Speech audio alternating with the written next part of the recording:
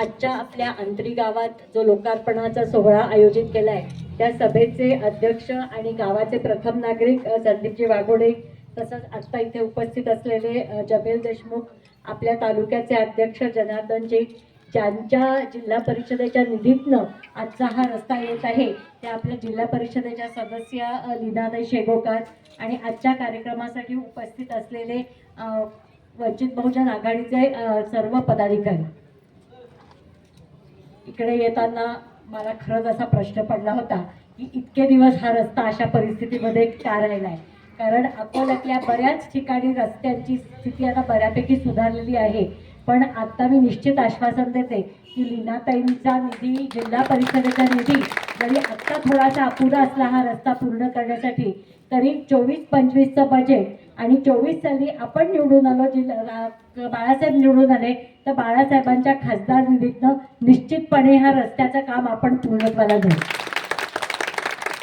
आज या लोकार्पण सोहळ्याच्या निमित्ताने मला तुमच्यासमोर काही विषय मांडायचे.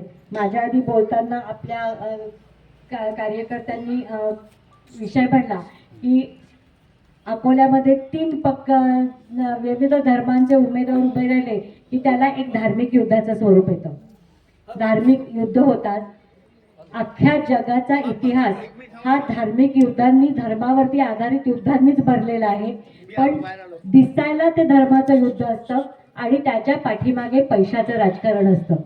त्याच्यामुळे जेव्हा जेव्हा निवडणुका जवळ येतात तेव्हा तेव्हा वेगवेगळ्या धार्मिक दंगली पेटवल्या जातात, धार्मिक भावना भडकवल्या जातात.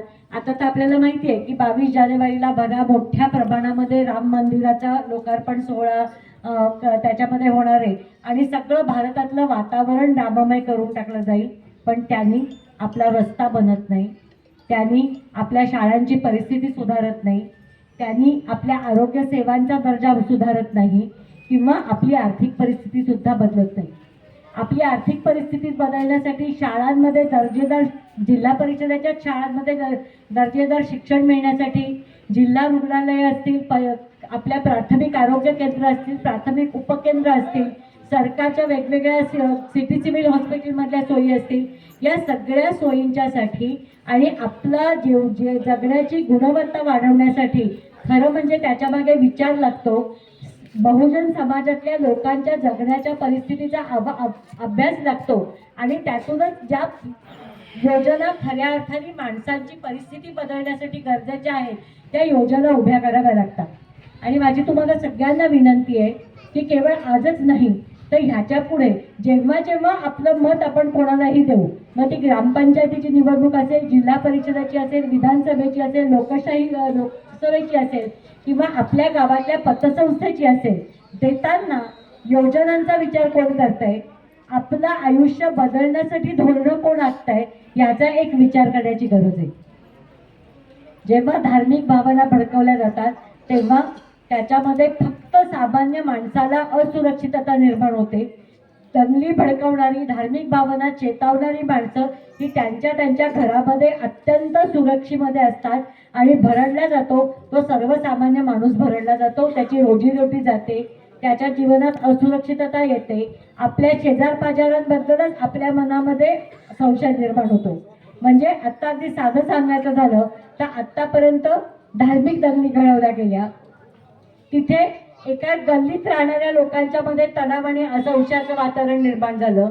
आता आरक्षणाचा मुद्दा सातत्याने पेटता ठेवून एकाच गावातल्या 2 वेगवेगळ्या समाजांच्या मध्ये असुरक्षितता आणि एकमेकांच्या बद्दलची चढाव निर्माण केली जाते. या सगळ्यातनं पलीकडे जाऊन खरं म्हणजे आपण असं मागायला पाहिजे की प्रत्येक मुलाला किंवा मुलीला स्वतःच्या क्षमतेनुसार आणि स्वतःच्या आवडीनुसार उच्च शिक्षण मिळणं ही सरकारची जबाबदारी आहे आणि ते पूर्ण करणारच सरकार आम्हाला हवंय. आजारपण आलं तर जिल्ह्यामध्ये असेल, शहरामध्ये असेल, आपल्या प्राथमिक आरोग्य केंद्रामध्ये असेल, दर्जेदार उपचार देणं. प्राथमिक केंद्र आता तुम्ही जर पाहिली तर प्राथमिक केंद्र अतिशय चांगली बांधली आहेत, पण त्याच्यामध्ये स्टाफच नाहीये. कारण गेल्या कित्येक वर्षात या सरकारने मुळामध्ये नोकर भरती थांबवलेली आहे. त्यामुळे विद्यापीठ आहेत त्याच्यात प्राध्यापक नाही, महाविद्यालय आहेत त्याच्यात प्राध्यापक नाही, शाळा आहेत, शाळा 8-10 शिक्षकांवरनं आता 2 शिक्षकांवरती शाळा आलेल्या आहेत. PHCची केंद्र आधुनिक झाली आहेत, त्याच्यामध्ये डॉक्टर्स नाहीये. ही जी परिस्थिती आहे ती बदलून लोकांना खरोखर चांगल्या सेवा देण्याची भाषा जे बोलतील, लोकांना सुरक्षित ठेवण्याची जी भाषा बोलतील, अशाच लोकांना आम्ही निवडून देणार.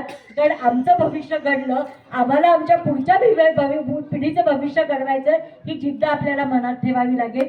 आणि अशा पद्धतीने जर आपण निधीचं नियोजन केलं तर मला असं वाटतं की आत्ता जी आपण अंतरीच्या रस्त्याची परिस्थिती पाहिली आहे ती ह्याच्या पुढे अजून 4-5 वर्षांनी अकोल्यात कुठल्याच गावातली राहणार नाही, हा निश्चय आज आपण करूया. आज याच्या भूमिपूजनाच्या समारंभासाठी मला बोलावलं, याच्याबद्दल मी तुमच्या सगळ्यांचे मनपूर्वक आभार मानते. आणि लीनाताई जे जे काम हातात घेतील, जमीनबाई जे जे काम हातात घेतील, त्यांच्या पाठीशी पूर्णपणे पक्षाच्या सदिच्छा आणि सपोर्ट राहील, एवढंच मी तुम्हाला सगळ्यांना सांगते. सगळ्यांना एकदा जय भीम, जय भारत.